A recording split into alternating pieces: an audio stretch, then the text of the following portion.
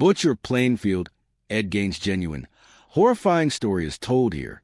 A calm, reclusive farmer in the 1950s was a focus of a recent Netflix true crime series, but he was concealing a gory nightmare home that would later serve as the inspiration for horror films.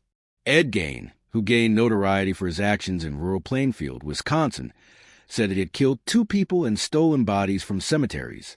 When the proprietor of a nearby hardware business vanished in late 1957, Gein's facade came apart and the police arrived at his home. They found her mangled body and the body parts of several more in his farmhouse. He stored the human skin and other remains he had fashioned into clothing and furniture around his house of horrors. The story is told in the recently published Monster, the Ed Gein story by producer Ryan Murphy, the most recent entry in the series that previously followed the Menendez brothers and Jeffrey Dahmer. In order to dramatically recount Gein's story, the series made significant changes.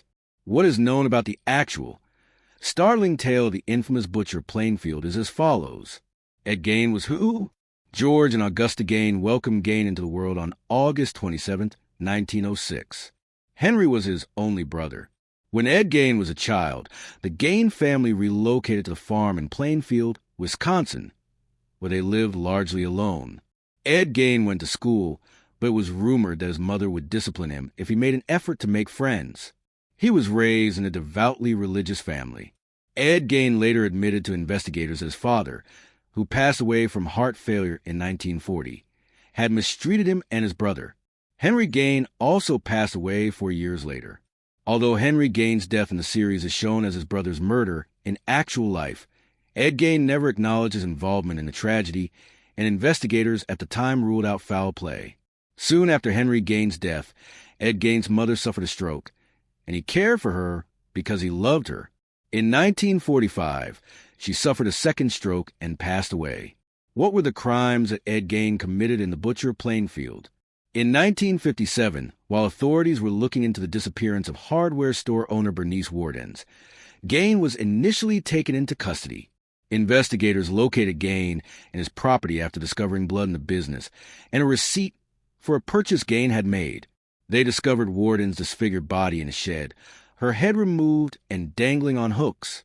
The 51-year-old Gein confessed to Warden's murder.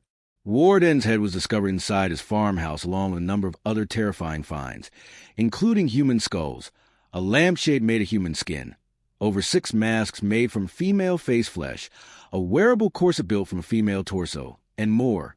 Additionally, they discovered the remains of Mary Hogan, a 3-year missing tavern owner.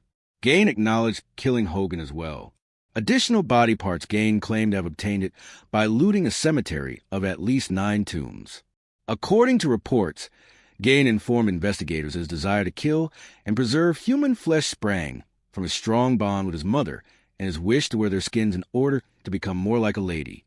His gory deeds served as loose inspiration for some of the most well-known horror movies, such as Psycho and the Texas Chainsaw Massacre. Where is Ed Gein now?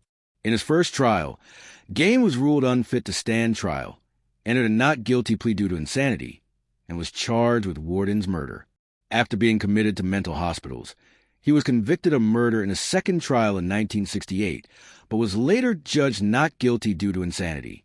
He confessed to grave robbing and Hogan's death, although he was never convicted for either. While still residing at the Mendota Mental Health Institute in Wisconsin, Gein passed away in 1984 at the age of 77 from respiratory failure associated with lung cancer.